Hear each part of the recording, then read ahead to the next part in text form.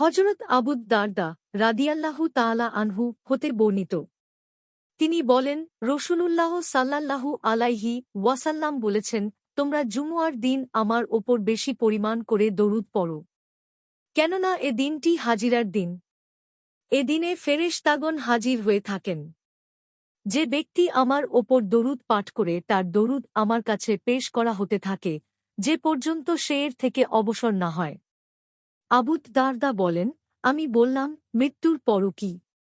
তিনি সাল্লাল্লাহু আলাইহি ওয়াসাল্লাম বললেন, আল্লাহ তাআলা নবীদের শরীর ভক্ষণ করা মাটির জন্য হারাম করে দিয়েছেন। অতএব নবীরা কবরে জীবিত এবং তাদেরকে রিজিক দেয়া হয়।